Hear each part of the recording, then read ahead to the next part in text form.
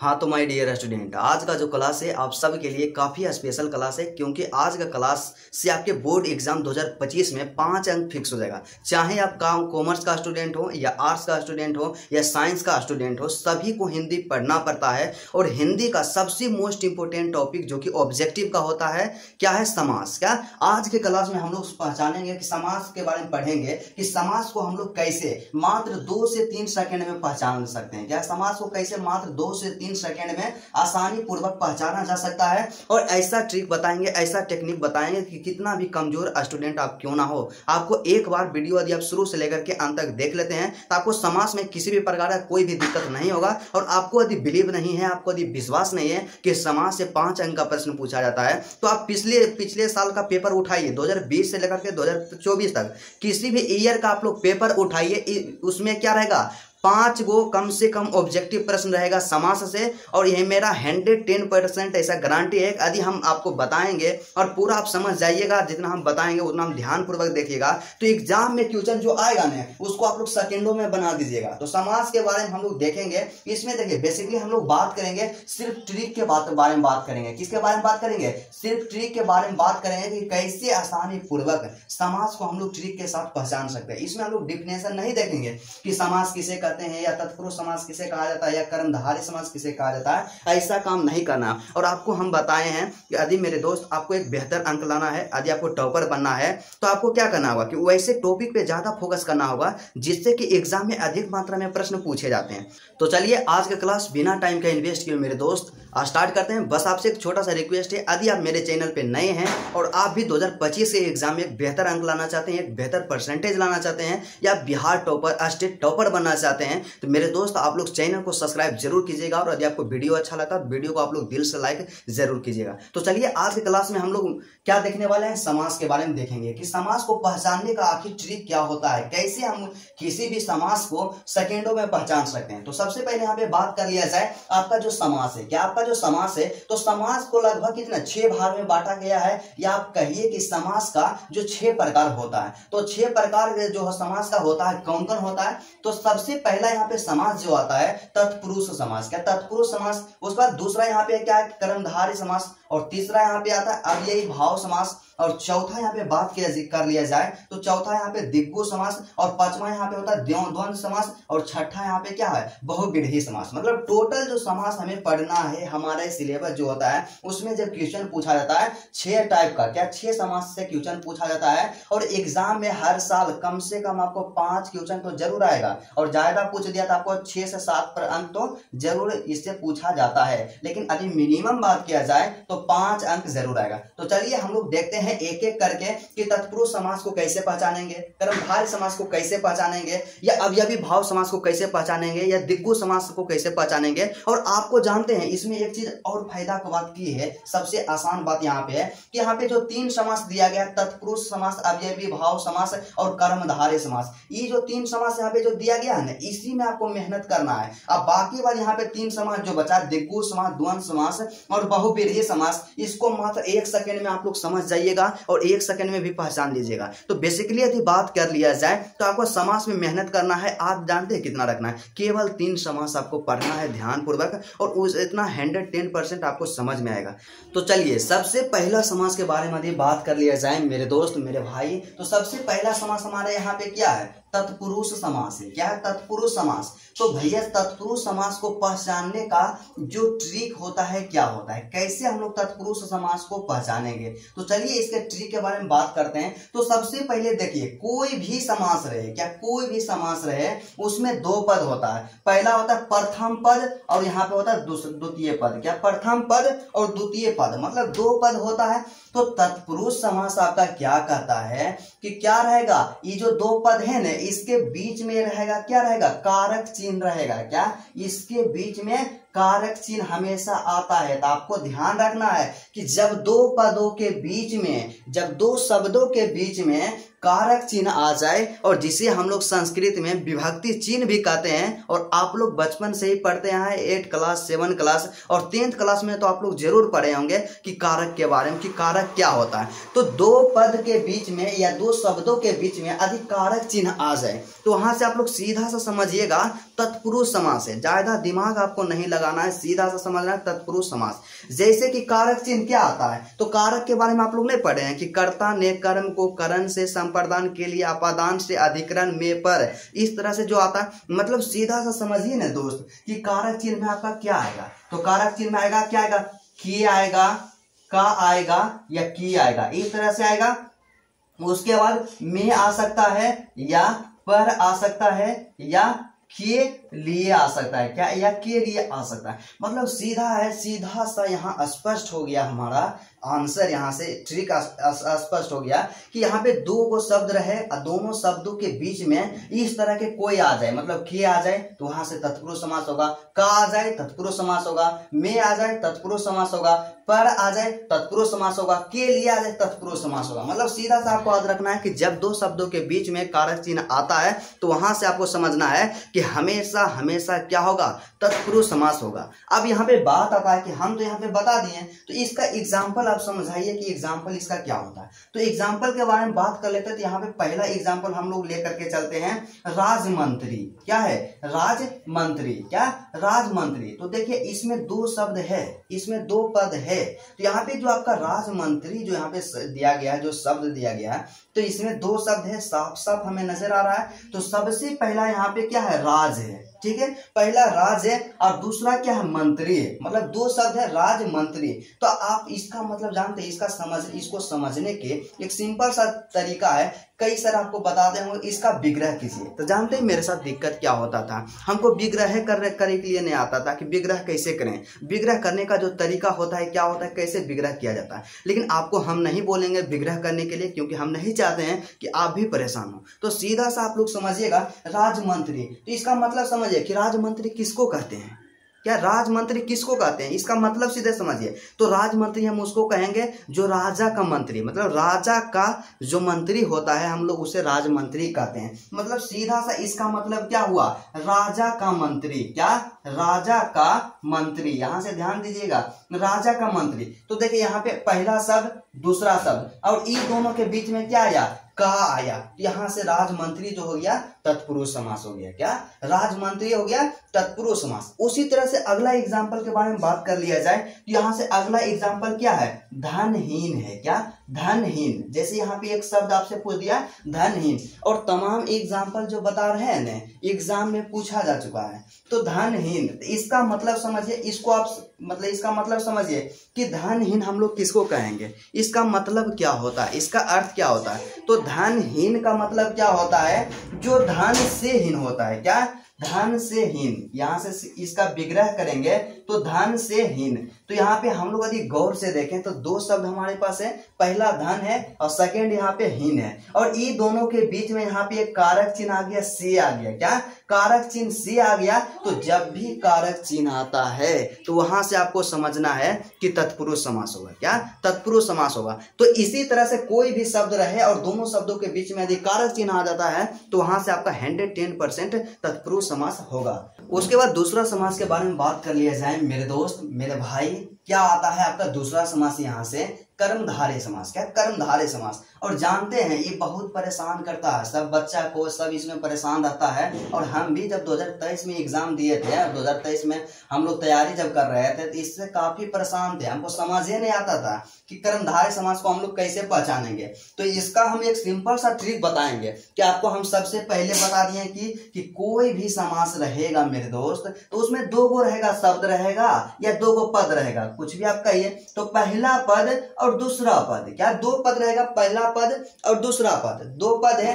तो कर्मधारय समास में क्या होता है, क्या कर्मधारय समास में क्या होता है, इसको पहचानने का सिंपल सा तरीका आपको क्या आजमाना है, ट्रिक हम बताते हैं। यहाँ पे बात करते हैं ट्रिक के बारे में, हम यहाँ पे नहीं बताएंगे कि किसे कहा जाता है, सीधा ट्रिक के बारे में बात करते हैं। तो कर्मधारय समास का ट्रिक क्या होता है, तो दो गो शब्द रहे न, तो दूसरा शब्द में आपको कैसा लगा के प्रश्न करना है, क्या करना है, आपको कैसा लगा के प्रश्न करना है। और यदि इसका उत्तर आ जाता है, क्या यदि इसका उत्तर आ जाता है तो वहां से क्या होगा, कर्मधारय समास होगा। सिंपल सा ट्रिक है, सिंपल सा टेक्निक है, आपको बस यही दिमाग में रखना है है कि कर्मधारय समास में तो क्या करना है कि जैसा कि हम लोग बताए हैं, या आप यहां से दिमाग में लाइएगा कि भैया क्या बताए थे कि कोई भी समास रहेगा उसमें दो गो रहेगा, शब्द रहेगा, पहला शब्द दूसरा शब्द। तो आपको कैसे लगा के प्रश्न किस में करना है, दूसरा शब्द में आपको कैसे लगा के या कैसा लगा के प्रश्न करना है। और यदि उसका आंसर आ जाए, यदि उसका उत्तर आ जाए, तो वहां से आप समझिएगा कि वो जो शब्द आपके पास दिया गया है हमेशा 110% कर्मधारय समास होगा। क्या कर्मधारय समास होगा। तो यहाँ पे बात आता है कि सिर्फ आप बता दिए तो हो गया, नहीं, इसका एग्जाम्पल को हम लोग देखते हैं। तो एग्जाम्पल के बारे में बात कर लेते हैं मेरे दोस्त। तो एग्जाम्पल यहाँ पे चलिए हम लेकर के चलते हैं काली मिर्च। क्या है, काली मिर्च। यहाँ पे एग्जाम्पल लेकर के चले काली मिर्च। तो जैसा कि हम आपको बताए हैं कि यहाँ पे जो शब्द दिया गया है काली मिर्च, तो इसमें दो गो शब्द होना चाहिए। पहला शब्द यहां से मेरे दोस्त क्या है, काली है, ठीक है। और दूसरा का शब्द यहां से क्या है, मिर्च है। क्या दूसरा का शब्द यहां से मिर्च है। तो आपको हम क्या बताएं कि दूसरा का शब्द में आपको कैसे या कैसा लगा के प्रश्न करना है। तो यहाँ पे दूसरा का शब्द क्या है, मिर्च। क्या दूसरा का शब्द क्या है, मिर्च है। तो मिर्च में कैसे लगा के प्रश्न कीजिए, कैसा लगा के प्रश्न कीजिए। तो बोलिए यहाँ पे मिर्च कैसा है। क्या मिर्च कैसा है। तो आंसर क्या आता है कि मिर्च जो है काली है। क्या मिर्च जो है काली है, क्योंकि क्या आंसर आ गया मिर्च काली है। तो काली मिर्च जो होगा कौन सा समास होगा, कर्मधारय समास होगा। क्या काली मिर्च क्या हो जाएगा, कर्मधारय समास। यहां से बिल्कुल 110% इसका सही आंसर होगा कि काली मिर्च जो है कर्मधारय समास। उसके बाद दूसरा एग्जाम्पल के बारे में बात कर लेते हैं। तो दूसरा एग्जाम्पल यहां से क्या हो सकता है, दूसरा एग्जाम्पल यहां से हो सकता है नील कमल। क्या है, नील कमल। तो देखिए नील कमल में क्या है, इसमें भी दो शब्द है। पहला शब्द है नील और दूसरा का शब्द है कमल। तो दूसरा का शब्द में कैसा लगा के प्रश्न करना है। तो यहाँ पे दूसरा का शब्द क्या है, कमल। तो कमल कैसा है, तो कमल कैसा है, नीला है। क्या है, कमल कैसा है, नीला है। तो आपका आंसर आ गया कि कमल कैसा है, नीला है। तो जब भी आंसर आए हमेशा आप लोग टिक कीजिएगा, कर्मधारय समास होगा। क्या हमेशा होगा कर्मधारय समास। इसी तरह से कर्मधारय समास को आपको पहचानना है और यही कर्मधारय समास को पहचानने का ट्रिक होता है। बिल्कुल बेसिक और बिल्कुल एडवांस तरीका है, ठीक है। और आपको वीडियो पसंद आता है तो वीडियो को आप लोग लाइक भी कर दीजिएगा। और आपको जरी सा भी थोड़ा सा भी दिक्कत होता है तो आप लोग कमेंट कीजिएगा। उसके बाद अगला समास के बारे में बात कर लिया जाए। तो अगला समास के बारे में यहाँ पे बात करते हैं। तो नेक्स्ट यहाँ पे समास क्या आता है, तो अगला समास यहाँ पे अव्ययी भाव समास है। क्या अव्ययी भाव समास है। तो बात यहाँ पे आता है कि अब यही भाव समास को हम लोग कैसे पहचानेंगे। तो आपको हम क्या बताए हैं कि आपको तीनों को समास में मेहनतें करना है। पहला है तत्पुरुष समास, दूसरा है कर्मधारय समास और तीसरा है अव्ययी भाव समास। तत्पुरुष समास समझ गए हैं, कर्मधारय समास को समझ लिए हैं, और अब यहाँ पे आता है अव्ययी भाव समास को हम लोग कैसे पहचानेंगे। बिल्कुल आसान है, बिल्कुल इजी है, इसको बताएंगे ने आप 1 सेकंड में बता दीजिएगा कि कौन समास है, कर्मधारय है या अव्ययी भाव समास है। तो चलिए अव्ययी भाव समास को पहचानने का जो ट्रिक होता है, मेथड होता है, टेक्निक होता है, क्या होता है, उसको हम लोग विस्तार पूर्वक देखते हैं।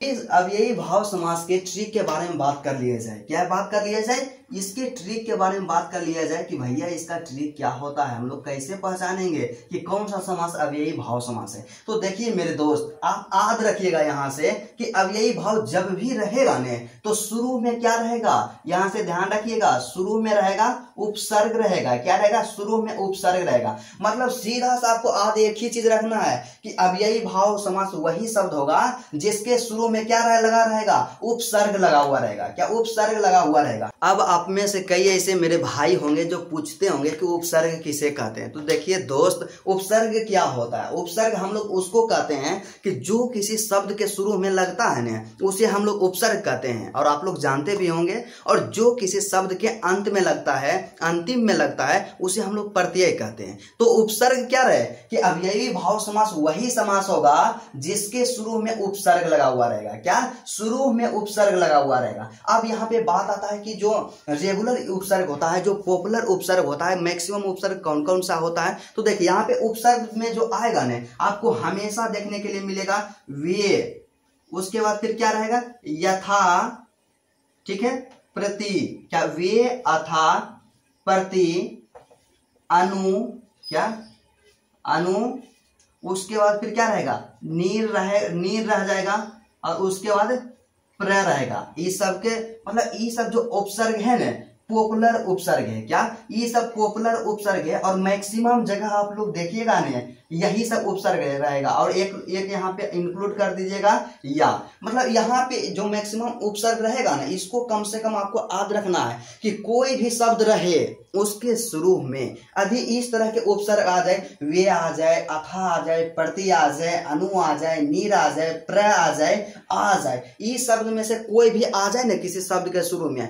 आंख मूंद करके आप लोग मारिएगा अव्ययी भाव समास। क्या सीधा सा आप लोग समझिएगा कि अव्ययी भाव समास वहां से होगा। 110% आपका सही आंसर होगा। और देखिए यहाँ पे एक चीज और आप लोग ध्यान रखिएगा, उपसर्ग कहे के मतलब क्या की हो गया कि यह सब खाली उपसर्ग रहेगा, इसके अलावा और भी उपसर्ग रह सकता है। लेकिन मोस्टली यदि देखा जाए, क्या मोस्टली यदि देखा जाए तो यहाँ पे जो उपसर्ग रहेगा ना मेरे दोस्त, यही सब उपसर्ग अक्सर यूज होता है। और आप लोग क्या कीजिएगा, एक नोट्स बनाइएगा और इसमें इंक्लूड कर दीजिएगा कि अव्ययी भाव समास में शुरू में उपसर्ग और इंपोर्टेंट उपसर्ग लिख दीजिएगा और ये वाला यहाँ से लिख दीजिएगा। मतलब सीधा सा आपको समझना है कि अव्ययी भाव समास को पहचानने का सिंपल सा छोटा सा ट्रिक टेक्निक यही है कि यदि किसी शब्द के शुरू में उपसर्ग रहे मेरे दोस्त तो वहां से सीधा सा अव्ययी भाव समास आता है।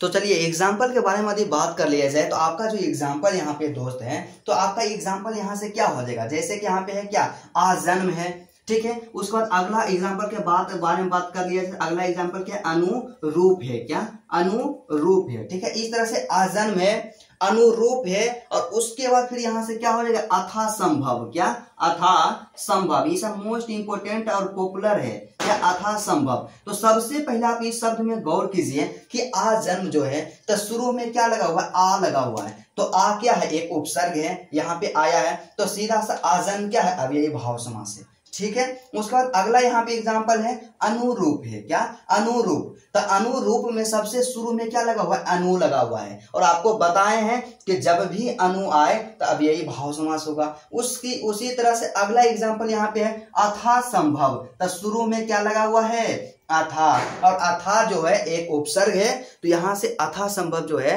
अव्ययी भाव समास है। तो मुझे उम्मीद है 110% ऐसा गारंटी है, मतलब हम मेरे अंदर आत्मविश्वास है कि आप लोग 110% समझ गए होंगे कि अव्ययी भाव समास को पहचानने का जो सिंपल सा तरीका जो होता है क्या होता है, क्या होता है। और एक चीज देखिए, इसमें एक चीज और आता है, इसमें अक्सर स्टूडेंट गलती करते हैं। तो एक टाइप तो आप पहचानिएगा कि अव्ययी भाव समास को पहचानने का जो टेक्निक होता है यही होता है कि शुरू में उपसर्ग लगा रहे तो उसको हम लोग क्या बोलेंगे, अव्ययी भाव समास बोलेंगे। लेकिन एक यहाँ पे एक और यहाँ पे आता है, इसका पहचान आता है दूसरा ट्रिक। यहां से आप लोग नोट करके लिख लीजिएगा, दूसरा ट्रिक इसका क्या होता है। दूसरा ट्रिक होता है कि एक ही शब्द, यहां से ध्यान रखिएगा, एक ही शब्द दो बार यहां से बार आए, क्या दो बार आए, मतलब एक ही शब्द दो बार आ जाए ना तो वहां से भी क्या होगा, अव्ययी भाव समास होगा। क्या वहां से अव्ययी भाव समास, मतलब सीधा सा समझिए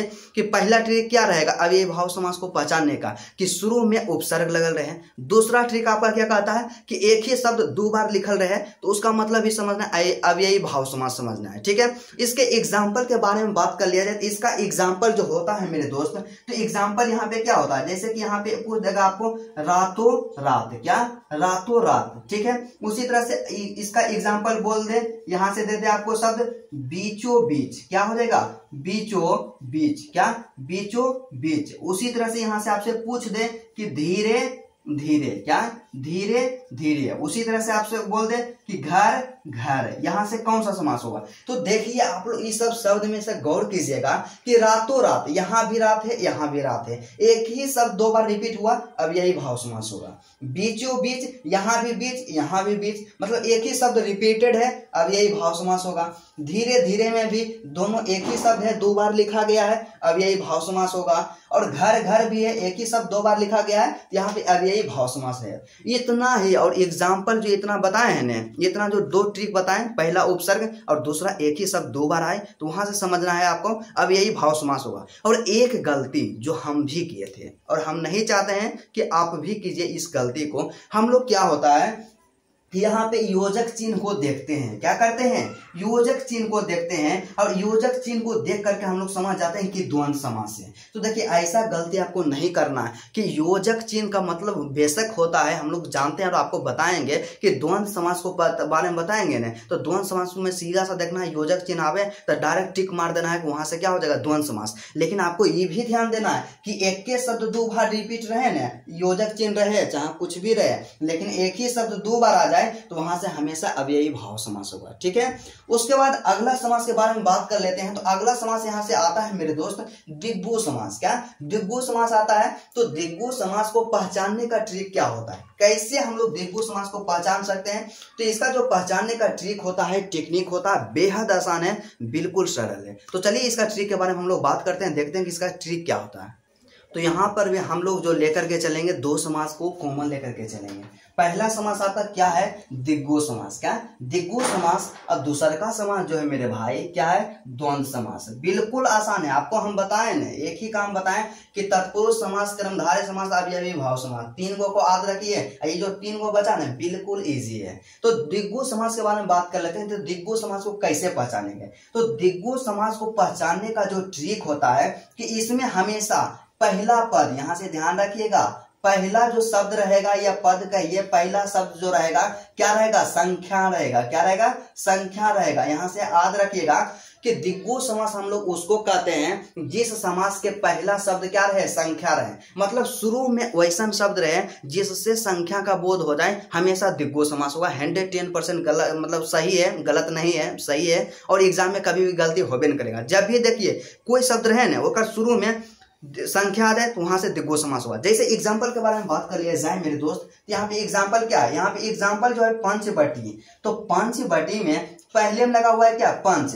और पंच का मतलब हम लोग जानबे करते हैं कि 5 होता है, और 5 एक संख्या है, तो हमेशा क्या होगा? दिग्गु समास होगा। क्या? दिग्गु समास होगा। उसी तरह से अगला एग्जाम्पल है त्रिलोक। और त्रिलोक में पहला पद यहाँ पे शुरू में क्या लगा हुआ है? त्रि। और त्रि का मतलब हम लोग जानते हैं कि क्या होता है? 3 होता है। और 3 तो आप लोग जानबे करते हैं कि एक संख्या है, तो एक संख्या जब 3 है हमेशा दिग्गु समास मारिए। उसी तरह से चौराहा। तो चौराहा, तो आगे में क्या लगा हुआ है? चौ लगा हुआ है। और चौ का मतलब क्या होता है? 4 होता है। क्या? चौ का मतलब 4 होता है, और 4 एक संख्या है। तो इसी तरह से यहाँ पे क्या हो जाएगा? दिग्गु समास। बस आपको इतना ही याद रखना है, बिल्कुल आसान है। सीधा सा आपको देखना है कि दिग्गु समास रहेगा तो उसके शुरू में हमेशा संख्या रहेगा। हमेशा क्या रहेगा? संख्या रहेगा। और आप लोग आज के क्लास के बाद जानते हैं क्या कीजिएगा? क्वेश्चन बैंक उठाइएगा, क्यों कोई भी साइंस के रहे, चाहे आर्ट्स के रहे या कॉमर्स के रहे, किसी भी ईयर का पूरा जो भी समास रहेगा ना 2 सेकंड के अंदर बनेगा। तो ठीक है, तो आप लोग क्वेश्चन बैंक को आप लोग जरूर उठाइएगा। तो इस तरह से आप पहचान जाइएगा कि दिग्गु समास को हम लोग कैसे पहचानेंगे।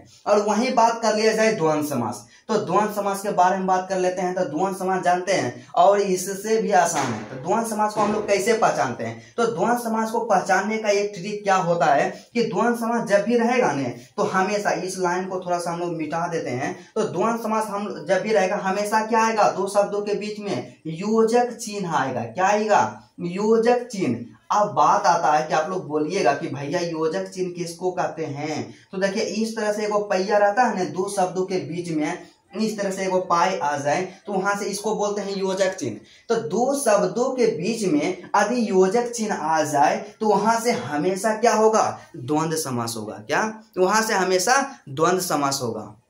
सीधा सा को क्या समझना कि 2 शब्द रहे, आपको हम बताएं कि जब भी समास रहेगा उसमें 2 शब्द रहेगा, पहला रहेगा प्रथम शब्द और दूसरा क्या रहेगा? द्वितीय शब्द। तो दोनों शब्दों के बीच में इस तरह से योजक चिन्ह आ जाए, क्या इस तरह से वो पहिया आ जाए ने, तो इसका मतलब आप समझिएगा हमेशा द्वंद्व समास होगा। क्या? हमेशा द्वंद्व समास होगा। कोई भी आपको गलत नहीं कर सकता है। सीधा सा आप लोग समझिएगा क्या? हमेशा द्वंद्व समास होगा। ठीक है, और एक चीज जानते हैं आप लोग, याद रखिएगा, इसमें क्या याद रखिएगा कि दोनों शब्द जो रहे ने एक ही शब्द नहीं रहे। क्या? दोनों एक ही शब्द नहीं रहे, क्योंकि आपको हम बताए हैं अव्ययी भाव समास में कि जब एक ही शब्द 2 बार रिपीट होता है ना, तो वहां पे हमेशा अव्ययी भाव समास होगा। जैसे घरों घर, धीरे धीरे, बीचों बीच, इस तरह से आता है एक ही शब्द 2 बार, तो वहां से हमेशा क्या होगा? अव्ययी भाव समास। और उसमें भी योजक चिन्ह रहता है, लेकिन इसीलिए हम आपको बताए हैं कि हमेशा देखना कि दोनों शब्द अलग रहे और बीच में रहे योजक चिन्ह, हमेशा होगा द्वंद्व समास। क्या? हमेशा द्वंद्व समास। एग्जाम्पल के बारे में बात कर लेते हैं। तो यहाँ पे क्या है एग्जाम्पल पर राम लक्ष्मण, और दोनों शब्द अलग है, राम और राम अलग है और लक्ष्मण अलग है, और इसके बीच में योजक चिन्ह आया, सीधा सा आपका होगा द्वंद्व समास। ठीक है, उसके बाद गुण दोष, यहाँ बीच में आया योजक चिन्ह, हमेशा द्वंद्व समास। दाल रोटी, यहाँ से बीच में क्या है योजक चिन्ह, हमेशा क्या होगा द्वंद्व समास होगा, क्या द्वंद्व समास। और दूसरा का यहाँ पे क्या दिन रात, और इसके बीच में क्या आया योजक चिन्ह आया, तो हमेशा होगा द्वंद्व समास। चलिए मुझे 110% ऐसा उम्मीद है कि आप लोग समझ गए होंगे कि द्वंद्व समास किसको कहते हैं। ठीक है, और उसके बाद अगला जो यहाँ पे समास आता है जो सबसे आसान है, यहाँ पे बहुव्रीहि समास है। क्या बहुव्रीहि समास है। तो बहुव्रीहि समास को पहचानने का जो ट्रिक होता है, तरीका होता है, क्या होता है, कैसे हम लोग पहचान सकते हैं। तो देखिए बहुव्रीहि समास में हमेशा आपको एक चीज याद रखना है, क्या याद रखना है कि बहुव्रीहि समास जब भी रहेगा ना, हमेशा देवी देवता के नाम आएगा। क्या देवी या देवता के जब भी नाम आ जाए, आपको याद रखना है कि जब भी जिस भी समास में देवी देवता का नाम आ जाए, तो वहां से हमेशा क्या होगा आपका बहुव्रीहि समास होगा। क्या बहुव्रीहि समास होगा, जब भी देवी देवता के नाम आवे वहां पे बहुव्रीहि समास होगा। ठीक है, जैसे एग्जाम्पल के बारे में बात कर लेते हैं, तो एग्जाम्पल आपका क्या है, बिना पानी है। क्या बिना पानी, तो बिना पानी में क्या होता है, तो बिना पानी, तो बिना पानी जो शब्द है इसका मतलब क्या होता है, माता सरस्वती का बोध होता है, मतलब माता सरस्वती का जो पर्यायवाची नाम है बिना पानी है। तो बिना पानी मतलब क्या हुआ, सरस्वती माँ, यहाँ से बिना पानी जो है बहुव्रीहि समास है। ठीक है, उसी तरह से अगला एग्जाम्पल यहाँ पे है क्या, गजानन। क्या है, गजानन, गजानन है। तो गजानन का मतलब क्या होता है, गजानन का मतलब होता है श्री गणेश भगवान को हम लोग कहते हैं, तो बहुव्रीहि समास। उसी तरह से अगला यहाँ पे क्या, लंबोदर। क्या है, लंबोदर, लंबोदर। इसी तरह से आपसे एग्जाम में पूछेगा, तो लंबोदर का मतलब क्या होता है, तो लंबा है उधर जिसका, उसे हम लोग लंबोदर कहते हैं। और लंबोदर किनको कहते हैं, श्री गणेश भगवान को कहा जाता है। तो यहाँ से श्री गणेश भगवान का बोध हो रहा है, हमेशा क्या होगा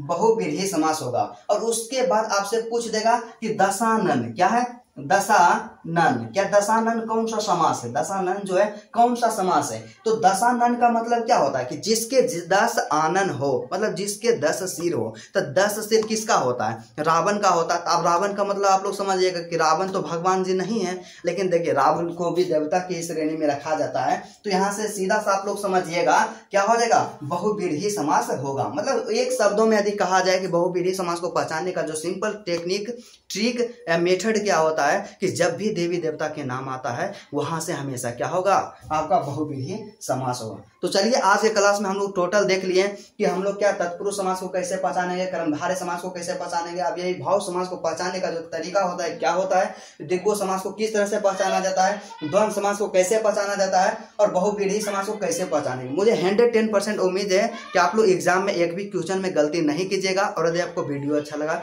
तो वीडियो को आप लोग दिल से लाइक कीजिएगा और एक प्यारा सा कमेंट करके बताइएगा कि आज का क्लास आपको कैसा लगा। तो चलिए आज का क्लास यहीं तक रहता है, फिर आपसे मिलते हैं नेक्स्ट वीडियो में और नेक्स्ट टॉपिक के साथ।